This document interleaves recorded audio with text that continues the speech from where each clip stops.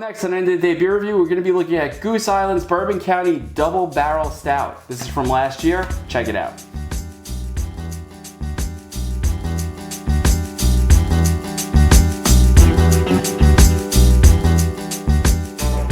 Hi everybody and welcome to End of the Day Beer Review. My name is Rich and with me today is James.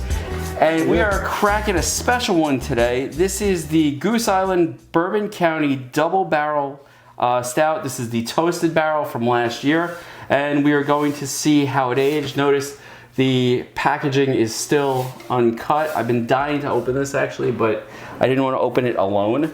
For those of you who didn't get a chance to see this, it is from last year, so it's 2021.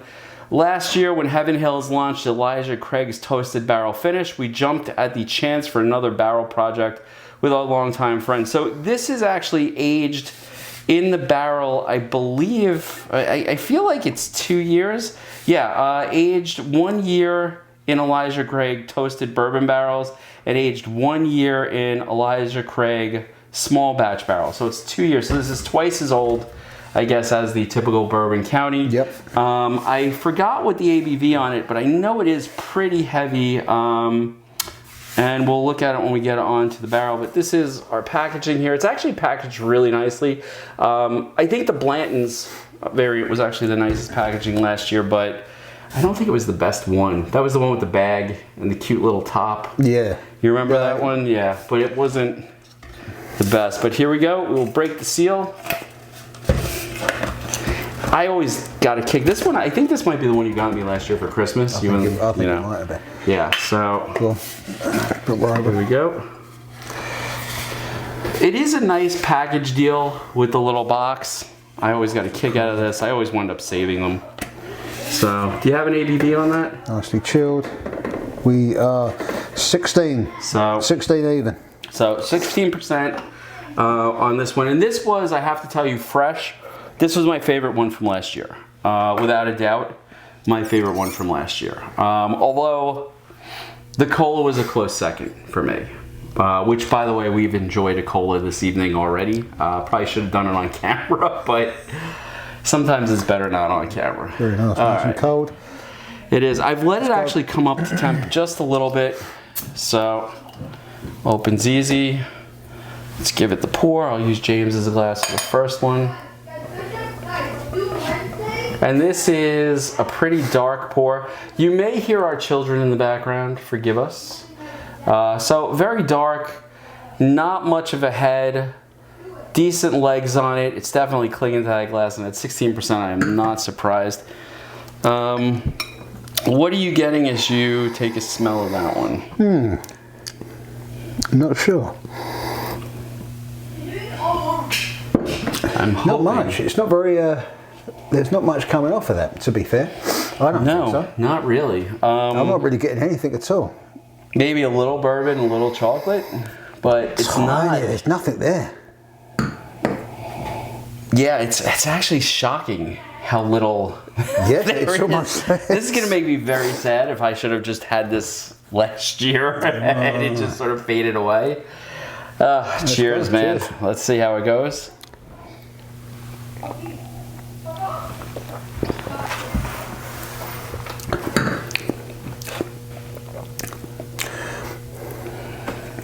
It's not what it was. Yeah, it tastes like it smells. There's not a lot of taste there. There's nothing that is really coming over. There's strong at all. some bourbon. The bourbon's there. It's very subtle.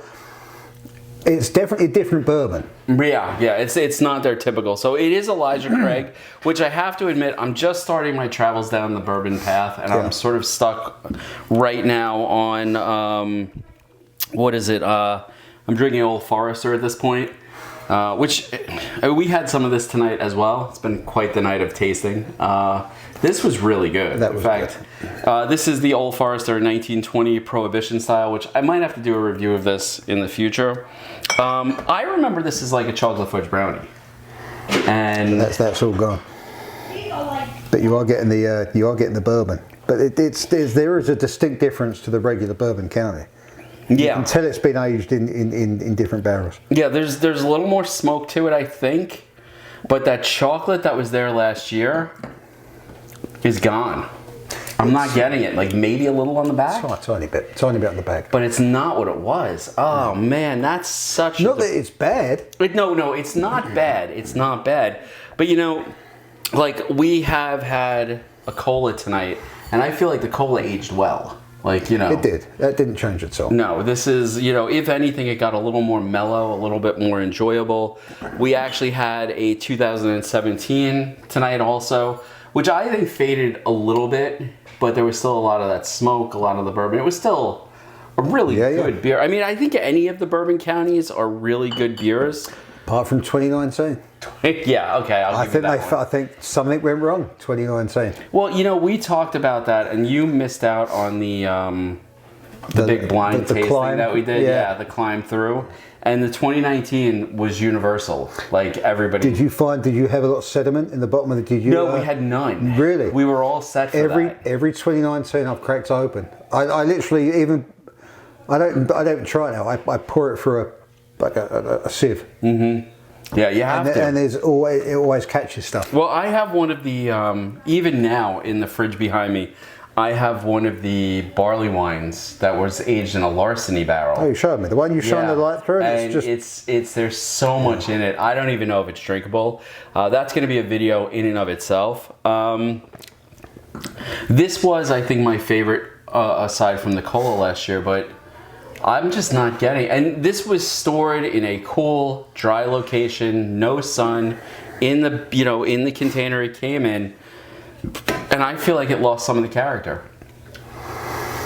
It's still very good. If somebody gave me this, I would be very impressed, but it was so impressive last year. It's good, and it's interesting how noticeable the fact that it's a different bourbon barrel that it's been in. No, it's definitely a different barrel. Is very evident. No, it's very good, and I mean, you look at it. This is still, I mean, this is not escapism dark, but this is jet black. You've got some good lacing on the glass, some good legs there. The alcohol is not super forward on this. Like, I'm not getting like a ton of booze right on the front end. You wouldn't have any idea of this. What do we say? 16? 16? This is 16%. Which even, I mean, for Bourbon County, that's high. Yeah, it is. I mean, I think the highest I've seen in Bourbon County is 17%. 17? Yeah, I think they've hit, and actually I have those down underneath the bar, but I haven't opened them yet because, one, I haven't chilled them, I haven't done any of the prep for it either. It's a strong beer, but you would not know it. No. Again, last year I remember this is very fudgy, as very chocolatey. Some of the barrel taste. It's a different beer than it was last year. It's not bad, but it's definitely not as pronounced as it was last year. Last year there was this deep fudginess to it that I love, to the point where I think maybe I had 4 of these, and now I'm down to 2. Now I'm a little concerned. What's it going to be like? Well, that is the interesting aspect of storing these beers over 1 year, 2 year, over a number of years, to see how they change, how they evolve, how the flavors change. Do they get better? Do they get worse? Do they stay the same? And sometimes they do get better. I mean, I think the 2018 has turned into a rock star. I think it's turned into the best thing I've had. But this one, I feel like it's muted a lot of the flavor. And they say these 5-year shelf life? I think, I mean, well, let's see. What does this one actually say? Because, sometimes with the variant, it's different. Develops in the bottle up to 5 years. So, I mean, maybe we'll get a resurgence after another year. I mean, I don't plan on opening another one of these until next year. Probably next February, I'll open another one of these and see what it's like. But it's not what I expected. It's not bad. It's just that last year, this was my winner out of all of them. And I think it's lost a lot of the chocolatiness. The bourbon's still there. There's still the smoke. It's just, and it might just be my mind. Like, I might have remembered this much more fondly than it deserved to be remembered.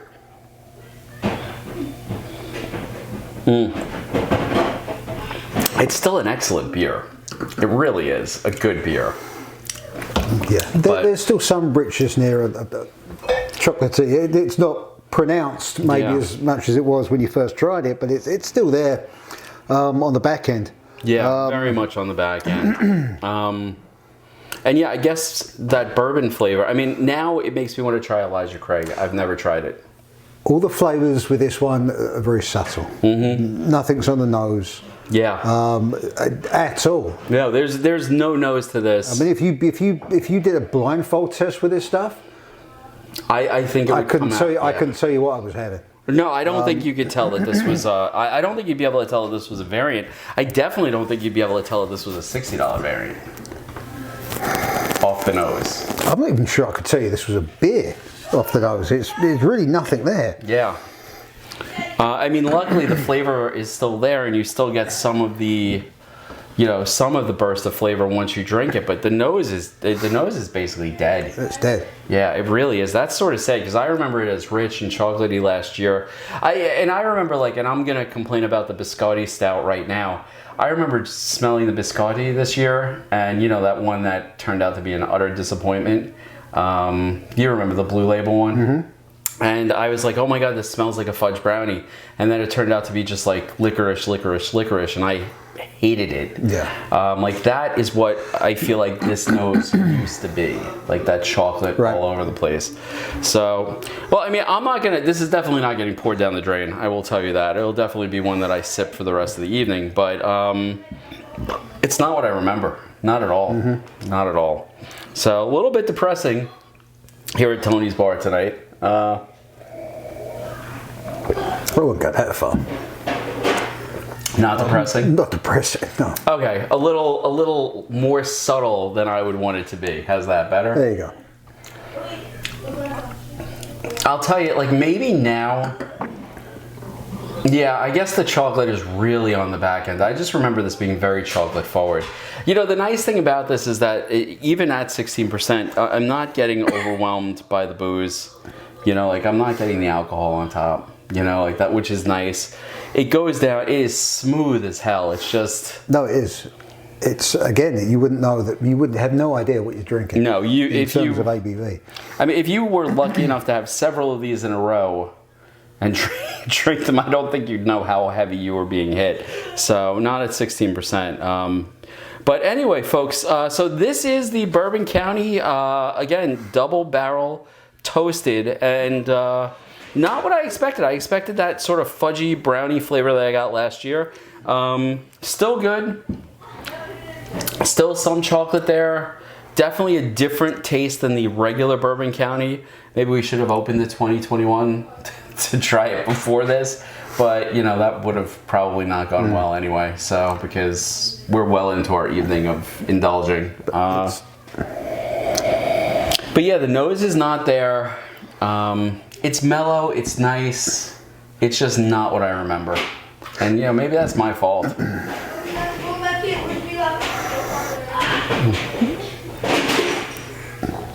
Our kids are outside wrecking the basement from the sound. Destroy it. But they are making noise, which means everything is okay. So it's when it gets quiet, you gotta worry. All right, folks, thanks so much for joining us. Again, it's Rich and James, and this is the Goose Island Bourbon County Double Barrel Toasted. And, if you've had this, I'd love to hear what you have to say about it. If you've had it recently, maybe we got a bad one. Let me know if it's held up for you. Like, subscribe. We appreciate all of that. Hit that like button, and we'll see you next time. Cheers. Cheers.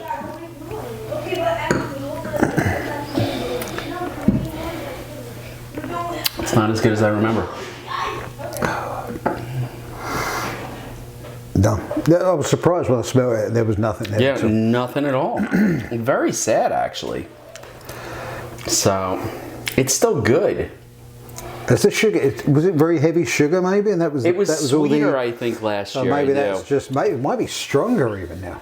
Maybe that's it. Maybe that's it. Maybe it is a little stronger. It's just not. This probably is going to stay in the video now also, since we're still discussing it. Maybe that's it. Maybe more forward, and the sweetness has sort of dove back a bit. There's still no burn to it. It's still no. I mean, we're more than halfway into drinking this, and I'm still not getting a burn. No, not so. Oh. If you could get it for $60, would you buy it? 6-0? This was $60 last year. No. Really? $60? I think this was $60. So, you know, like not a $30 variant. I feel like this was much more expensive. They were pricey. Yeah, You get the nice display box and everything else. Yeah, I mean, the box is lovely, and so is the bottle. It's really nicely done, and I will most likely keep this, assuming, of course, it's empty. Yes, now it is completely empty. We don't want to waste any. No, sir. We are, you know, definitely want to keep everything above board with not wasting stuff. But I just don't feel like, from a value perspective, I don't think $60. No. Not now. And so if you see this on the secondary market, realize that this might have faded a little bit. I mean, again, I still have 2 of them, I think. Yeah, I still have 2 of them in the bar. So I'm just, you know, we'll see how they are in another year. But anyway, thanks so much for joining us. See you next time. Good night.